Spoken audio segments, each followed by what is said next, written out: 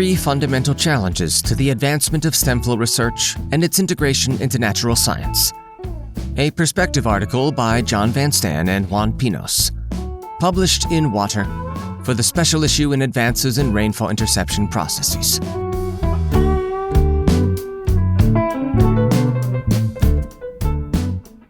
The canopy of any plant can intercept precipitation, capturing and channeling a portion of it across the labyrinthine network of leaves and branches toward the ground at its base.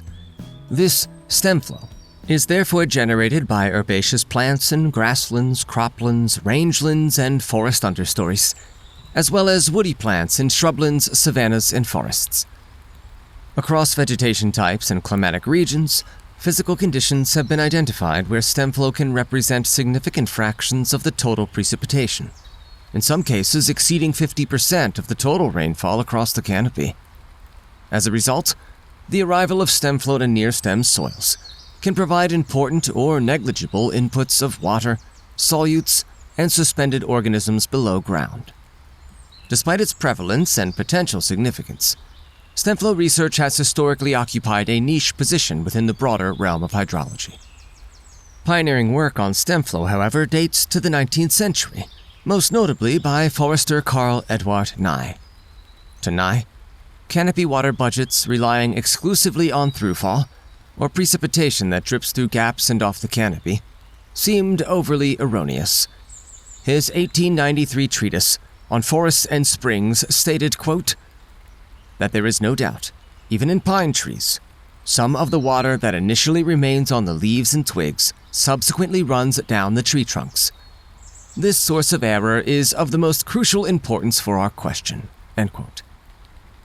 When Ney attempted to measure stemflow from a beech tree, he was overwhelmed by the unexpectedly voluminous stemflow, which overflowed his collection bins. This increased Ney's concern about stemflow's significance in the canopy water balance. However, just as Ney was gaining momentum, the outbreak of the Franco-Prussian War interrupted his pioneering stemflow study. When he returned, many of his notes on stemflow had been lost, and another study had beaten his to the presses. Still inspired, Ney persevered in his exploration of stemflow, alongside a burgeoning community of foresters through rain, snow, mixed phase, and even dewy conditions. Nevertheless, as the 20th century dawned, bringing substantial advances in forest hydrology, fundamental questions about stemflow's role in hydrology and the wider realm of natural science lingered. And stemflow remained a niche interest, often overlooked in canopy water balance measurements or large-scale hydrologic modeling. After the marked eco-hydrological advancements of the following century, natural scientists today still grapple with stemflow on a fundamental level, even asking, should I measure it or not? Since stemflow cannot be measured everywhere, at least not yet, under what circumstances does stemflow merit attention? And which specific processes within these circumstances are most influenced by stemflow? To unravel the long-standing mysteries of stemflow and guide future research activities, stemflow must be woven into the tapestry of broader theory. For it is at the nexus of broader theory and a researcher's nuanced experience that the most compelling and motivational hypotheses about stemflow's relevance and connection to natural science will emerge. In discussing stemflow's enduring esoteric nature, Juan and I realized that we each have developed playful terms to describe stemflow when engaging new students. I dub stemflow the hipster hydrologic flux, while Juan calls it the homeless hydrologic flux. Both monikers hint at stemflow's elusive place in theoretical or numerical hydrological models. While there is a clear need for this integration, the stemflow community has certainly not been idle. Today, this growing community is rich with empirical observations, as showcased in the comprehensive reviews that synthesize and evaluate stemflow hydrological and biogeochemical data across drylands, croplands, shrublands, and forests, both natural and urban. Many of these reviews offer a global-scale perspective on the topic, and notably much of these data have been accumulated in the recent decade, reflecting a recent and growing interest in stemflow. Amidst the burgeoning interest, though, a question looms. Why is stemflow research still limited in its integration with broader natural science? Here, this question is explored by spotlighting and discussing 3 central challenges that might be complicating such an integration.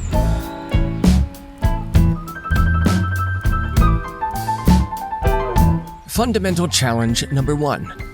Whence Stemflow? Where does it come from? Where do the boundaries of the Stemflow generating system lie, which our ecohydrology community aims to study?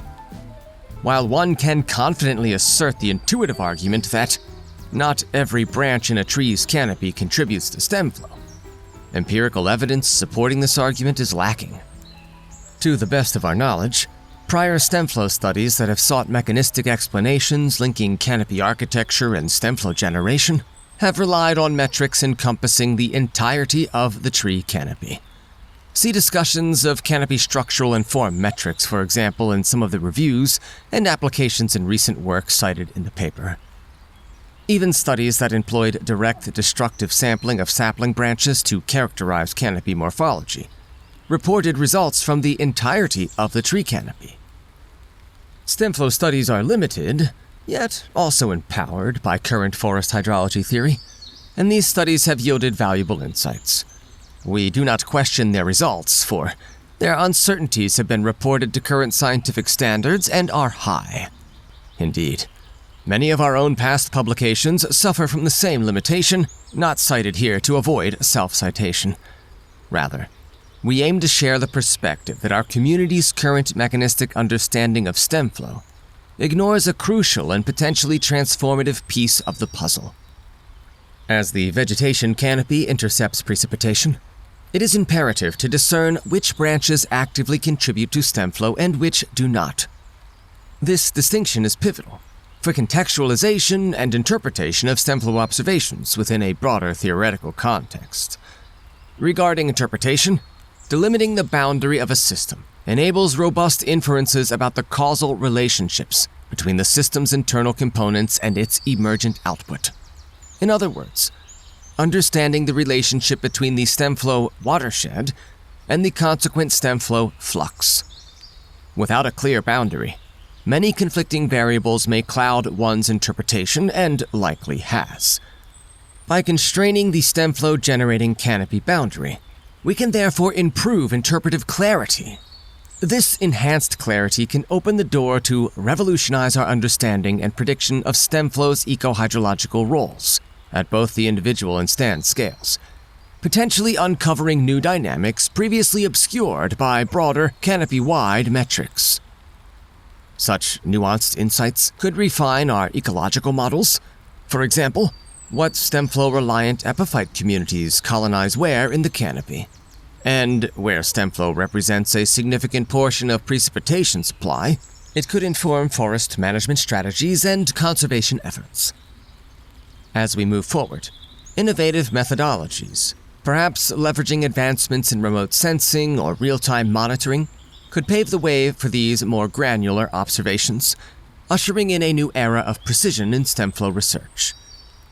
Stemflow watershed boundaries are also critical for contextualizing our empirical observations, which consist of volumes in liters per tree per storm. By predominantly considering the entire canopy area in our calculations, the derived Stemflow yields can be underrepresented. We argue that if Stemflow originates from a smaller portion of the canopy area, its yield can be significantly larger than reported values. Such discrepancies have positioned Stemflow values at the brink of what some may deem negligible enough to ignore, often less than 5% of total rainfall. This potential underestimation might have cascading ecohydrological implications. First, omitting or underestimating Stemflow's significance in canopy water budgets can introduce biases in our assessments of other individual hydrological processes, such as throughfall, evaporation, and canopy water storage, and consequently the accuracy of hydrologic models. This could lead to flawed water budget estimates, and consequently skew our understanding of the broader water dynamics in vegetated ecosystems. Secondly, by not accurately gauging Stemflow's portion in gross precipitation, we might inadvertently downplay its importance in biogeochemical cycling, soil moisture replenishment, and the sustenance of certain epiphytic or ground layer communities that rely heavily on Stemflow as a water source. Consider the following scenario in an urban environment. A tree row stretches along a bustling city street, characterized by managed mature trees with nearly uniform characteristics and an average projected canopy area of 100 square meters a tree. An ecohydrologist with a special interest in urban environments is intrigued by the potential stormwater ecosystem services provided by such urban tree rows.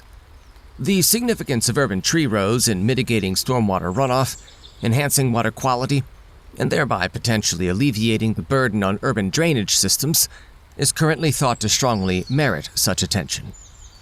The scientist is undecided regarding the relevance of Stemflow to the project. They are aware that Stemflow, while seemingly a small component, might play a larger role in directing and concentrating rainwater around the tree base. So for the purposes of the project, a benchmark is set.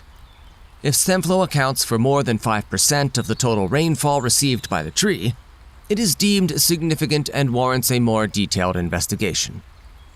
After 25 millimeters of rain falls on the city, the researcher diligently collects data and finds that each tree on average produced a Stemflow volume of 100 liters. Employing the traditional calculation methods, Stemflow yield is 1 millimeter, or 4% of the 25 millimeter storm. At first glance, Stemflow seems negligible. However, what if only a fraction of the canopy, say 40% or 40 meters squared per tree, generates Stemflow? Well, with this information, Stemflow yield from its actual drainage area becomes 2.5 millimeters, jumping to 10% of gross rainfall, far exceeding the benchmark set for relevance in the study. After recognizing the relevance of Stemflow, the ecohydrologist now poses the curious question. What if these trees are, like many other urban trees, planted in small sidewalk openings with compacted soils and surrounded by impervious surfaces? The decision to ignore Stemflow might thereby ignore a source of runoff and potential nutrients. We deliberately selected this urban context, for the potential over-attribution of this Stemflow to interception loss could cause greater errors than simply enlarging the ecoservice estimation of canopy-related stormwater reductions. In urban settings, where precision can have implications for stormwater management practices, design of green infrastructure, and urban water policy, such nuances can be critical. As the thought experiment suggests, a mere shift in perspective, accurately identifying Stemflow source areas, can drastically alter our conclusions and subsequent decisions.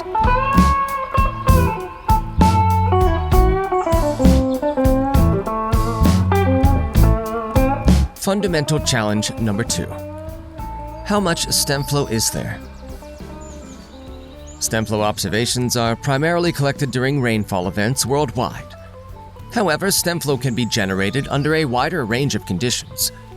The research community has acknowledged the importance of these other conditions and has dedicated some effort to their study.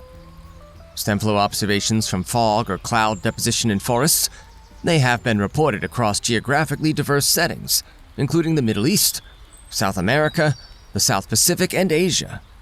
But the Stemflow generated from condensation, the melt of intercepted ice and snow, or mixed precipitation, well, those have very rarely been reported. Citations provided are the only studies known to the authors, but it may occur more often than assumed. Acquiring this type of data poses a significant challenge due to the complexity of the instruments required, their maintenance, and the demanding conditions for achieving fine-resolution field monitoring.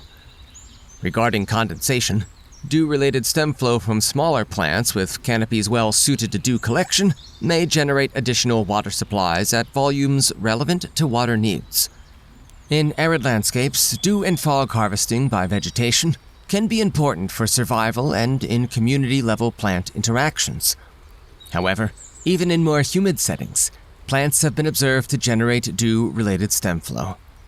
One study estimated an additional 1 liters per meter squared per night of dew-related Stemflow. This was for common ragweed in humid temperate conditions in New Jersey.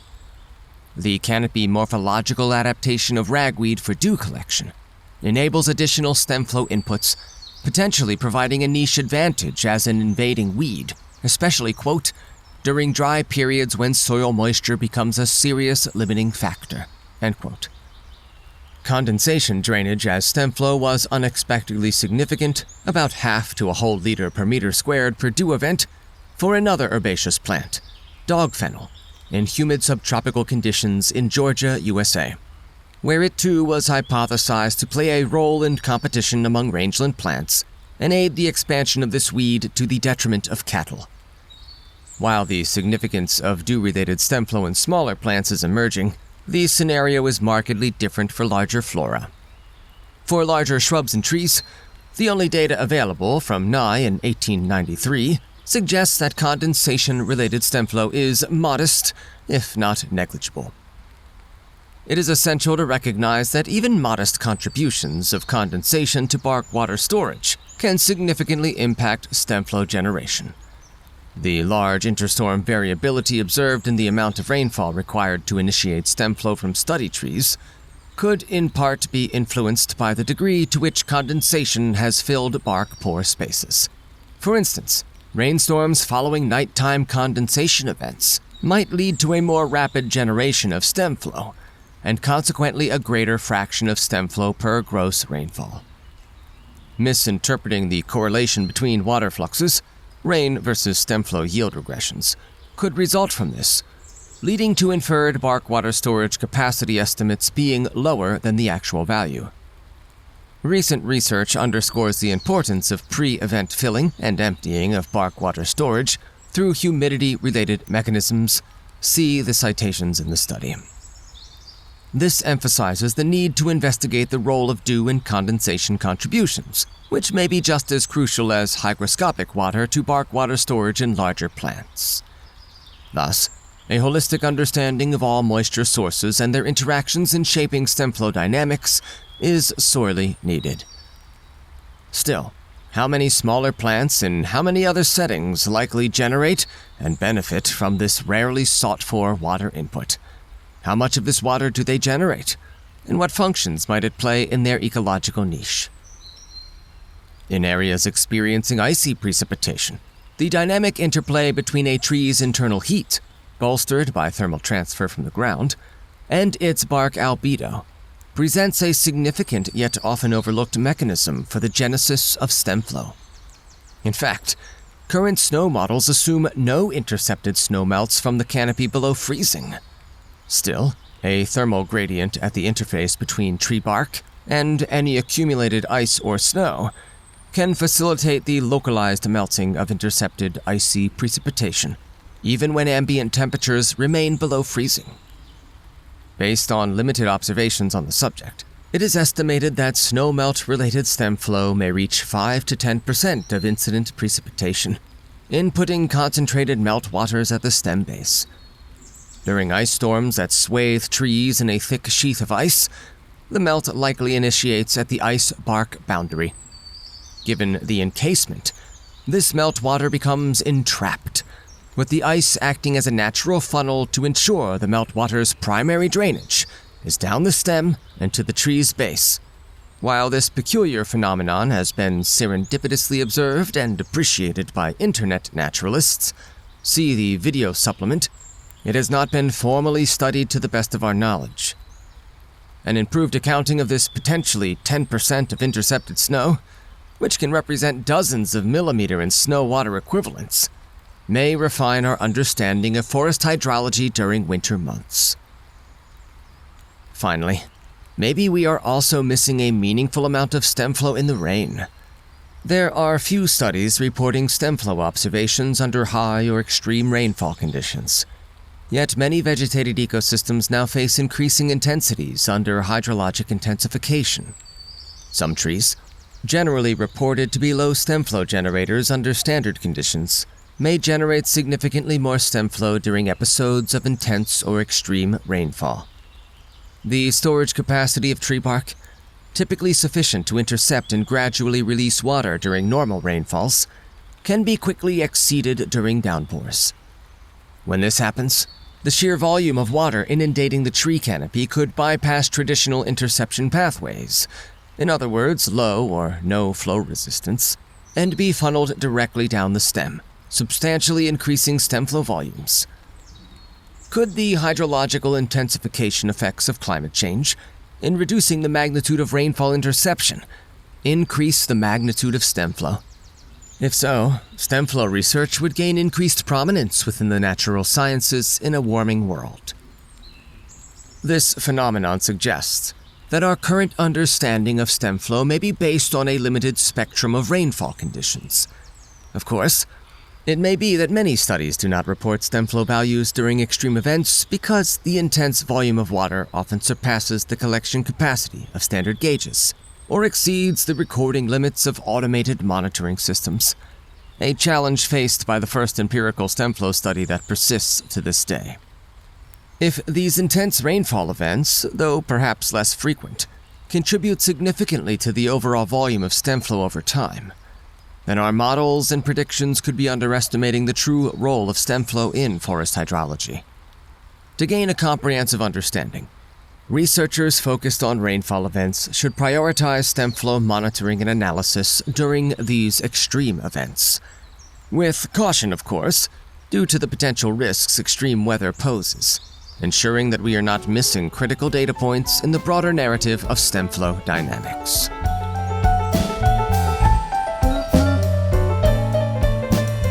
Fundamental challenge number 3. Whither stem flow? Where does stem flow at the soil surface actually go? Traditional methods of measuring and monitoring stem flow typically redirect its course, diverting it from the bark surface at breast height into a collection bin or through a tipping bucket. While such practices are necessary to achieve various research objectives, they inadvertently obscure the natural path of stem flow after it drains from the tree stem to the surface. This leaves those interested in stem flow's relevance and role in broader natural processes with a myriad of intriguing questions surrounding its ultimate fate and ecological impact. How much stem flow infiltrates under which conditions? Which, if any organism, benefits from stem flow? Is stem flow a self-sustaining mechanism where a tree effectively waters itself? Or does it serve broader ecological functions? And does the setting, like urban, plantation, or natural forest, influence the answer to these questions? In natural forest settings, preferential infiltration of stem flow along coarse roots and macropores has been documented using geophysical methods. Even in agriculture, such as with potatoes, similar deep infiltration patterns have been observed. Despite this growing but limited knowledge of stem flow's underground pathways, the beneficiaries of stem flow-related soil moisture remain largely unknown. Under undisturbed soil conditions, it is plausible that a tree rarely, if ever, directly benefits from its own stem flow, for the soil of a natural forest can have a dense network of roots from trees and understory vegetation, a scenario that suggests intense competition for soil water resources. This phenomenon, root closure, implies that stem flow, once it infiltrates the ground, could be swiftly appropriated by nearby vegetation.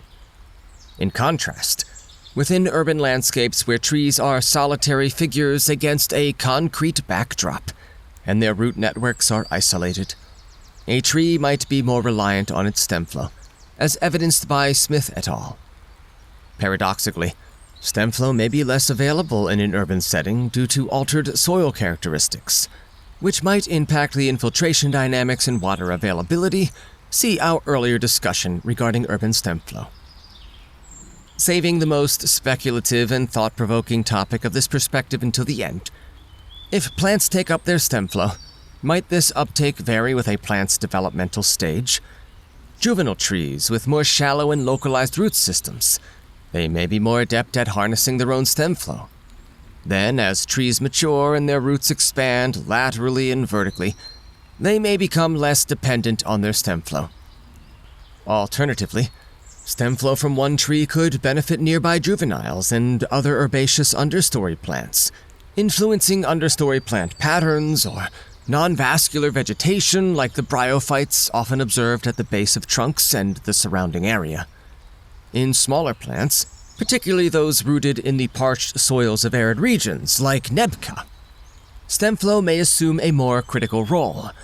Plants that capture dewfall as Stemflow, like those discussed in our previous section, might employ Stemflow as a survival mechanism to avoid xylem cavitation during drier seasons or conditions, maximizing every possible source of moisture.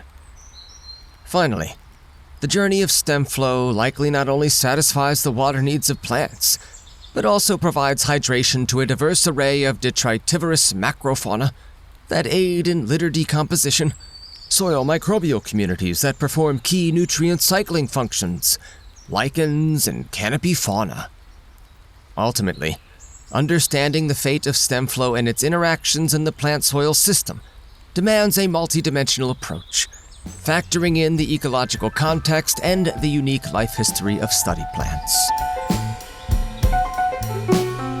In conclusion, to take full advantage of the creative opportunities afforded to us by this perspective format, and inspired by the first Stemflow observer being a poet and naturalist, we conclude with a poem, On Springs in the Forest. The water cycle's built drip by drip, by the ways that we encounter it. On land, our senses literal, study states and flows terrestrial. From the heavens, be it sky or space, we also sense by goes and grace. But some water the plants still hide, between our earthen and heavenly eyes. In branches aloft, mysteries abide, where Stemflow's secrets still reside. Like, whence really comes this rivulet? Which branches might deliver it? 'Tis not from all that Stemflow springs. To fathom this, one must have wings, either sprouted from our imagination or through technological innovation, though perhaps the best wings spring from their collaboration. And what's its range of physical conditions? Is sub-zero Stemflow mere speculation? Might there be a bark energy interplay that challenges what we think today? Bathing stems in melt of the dawn's dewy display. Then, whither does this water go? Is it destined for the roots below? If so, who grasps its fleeting tide? The tree, its neighbors, or a weed beside? What portion drains past into the deep? And does all this change, site by site, week by week? Thanks for listening, and we'd like to extend our gratitude to our colleagues and friends within the Forest Eco-Hydrology community, whose generous conversations have profoundly shaped our contemplation of these questions.